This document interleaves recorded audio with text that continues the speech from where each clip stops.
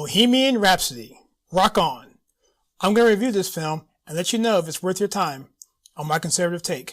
And we're going to start right now.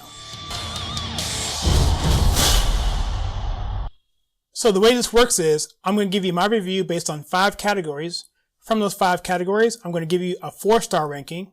And lastly, I'm going to give you my go, no go, or go with caution conservative take. Be mindful that this section will include spoilers, but I will note that below. Okay, so with that, let's begin. Bohemian Rhapsody is Bryan Singer's latest film. It stars Rami Malek as Freddie Mercury, who, by the way, just won the Academy Award for Best Lead Actor, and the band Queen. The band Queen actually was instrumental in this movie being created. It took many years for this to come to this point, where they had to figure out how to do the music versus the story and so forth. So this is not a big secret, but the movie is sort of a watered down version of their story with a few inconsistencies. But overall, the movie works. And primarily because the music is what it is and because it takes you into Freddie Mercury himself. The man who passed away at 45 years old, way ahead of his time, and his relationship with Mary and his other people around him and his band, and how the band related to him. It's a very interesting story, and it ends up with the Live Aid concert in which Queen opened up and drove that concert to be an enormous success. Okay, so for emotional impact, this movie is going to be a 7, primarily because of the music gets you pumped up. It's an inspired soundtrack, and I think the tragedy of Freddie Mercury definitely plays a part. It doesn't make you feel sorry for him. It's a celebration of sorts of his life. And I think that's what makes this movie special. In the category of watchability, this is going to be a 7. Again, I sound like a broken record. Pardon the pun. But the soundtrack, that's what's going to drive this movie above and beyond. And the last, I guess 15, 20 minutes, the Live Aid concert is basically exactly like it happened. So if you watch it on YouTube, you see the piano with the empty beer glasses, the Pepsi cup, you see the crowd. But this time you get to see behind the stage and see who is there with him and get a whole different perspective of that video. I watched this video many, many times on YouTube in the past, and it's just a great performance. And it's what brought Queen back into the limelight again. And so that was awesome, and it was good to see. And so for watchability standpoint, that was definitely worth a couple points. So for my overall impression of this film, it's going to be a 6. Now, before you start throwing things at your TV screen or your computer screen, just understand that a 6 is still a very good number, especially when you compare it to everything else in this film. This is not a bad film. It's far from a bad film. It's a good film. It's just not, in my opinion, a great film. There are great things about this film, the soundtrack and the acting, particularly Rami's acting. The whole movie, he does a fantastic job.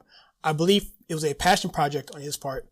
So he played it out in the best way possible. And that was with an Oscar nomination and an Oscar win. So 6 for overall score and impression. And let's go on to the conservative take. So I think basically we have here is a film about a man who is seeking acceptance from people, and it gets him into trouble.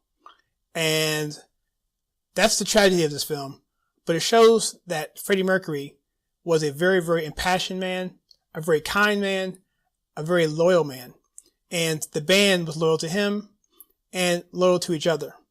There are things that happen that I'm sure both sides regretted. And I know that the band themselves had stipulations on the screenplay that you're not going to trash Freddie Mercury and you're going to present it in a way that's acceptable for everybody. Now, they don't show a lot of the dark sides of Freddie Mercury and what happened with some of these parties he was going to. The press hounded him all the time on this. You saw some of that in the movie as well. And by the way, there are spoilers below, just in case you didn't know already. But that was not the important thing, because the important thing was a celebration of such for Freddie Mercury and the band. And the important thing is that the band and Freddie Mercury needed each other as much as they needed, as much as each one needed each other. So they were co-mingled and they were interdependent. And so I found that very, very fascinating, because the originality that the band came up with, like Another One Bites the Dust, that riff that started that was done by, I don't know the actual band member, but it was not Freddie Mercury. And the collaborative nature of it, the experimental side of their music, came from all of them. And that was really cool. And so Freddie, at the end, when he was sick and he came back and he wanted to go into Live Aid after they had broken up, he had done a solo album, he came to them and basically begged them to take him back. I found that pretty cool. And they were like, whatever, kind of standoffish. And so that told me, and I know this is just a movie, but there were two band members that consulted on this film. So I'm assuming that this happened similarly.